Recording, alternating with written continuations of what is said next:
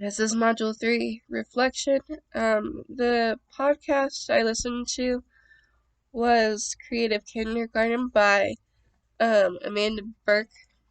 She's a podcast for teachers to find new ideas, hear stories, and maybe learn something new. In her first episode, she kind of talks about the kindergarten classroom setup.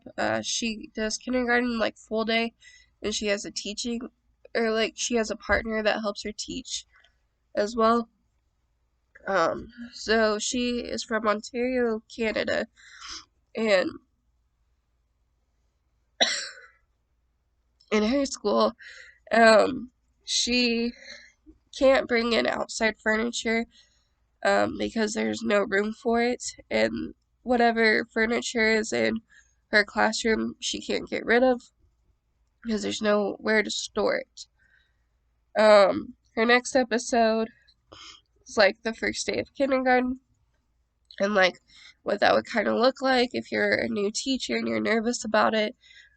Also, like how to deal with like the crying parents, the crying kids. The next one is like free choice centers. So like she has like uh 5 different centers like in her classroom. Like one is teacher led, the other is like reading and like other stuff like that. She talks about that. She the next episode is like her 5 favorite apps that she uses in kindergarten. One episode she talks about coding in kindergarten, and I didn't necessarily understand it, so I'm gonna go back and re-listen to that. Her episodes range in between like 15 to like 30-ish minutes long. This kind of depends on the topic. Um, anyway, she's really nice, and she's been teaching like for 5 years when I first started the thing. So let me see how many. She has 98 episodes. So I will get there eventually.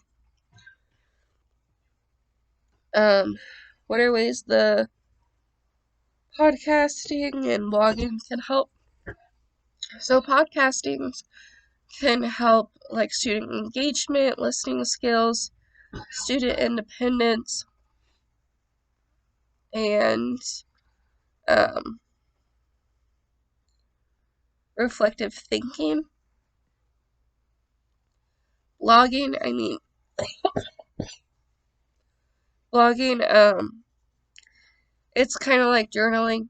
You can like kind of write how you feel or something you're strong about on a topic as well. The podcast, like sometimes teachers get tired of talking and they're like, you know what, we're gonna listen to this person.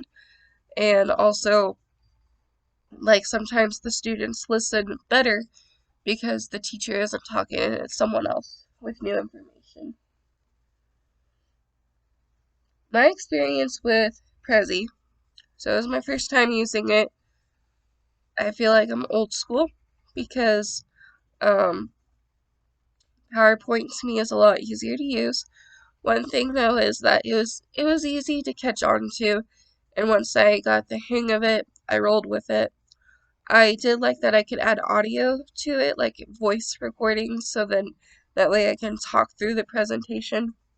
Because in my other classes, I've learned that there's like audible learners, visual learners, um, and in my presentation I even talk about like bodily kinesthetic learners, and so I think Prezi can help with that in the classroom as well.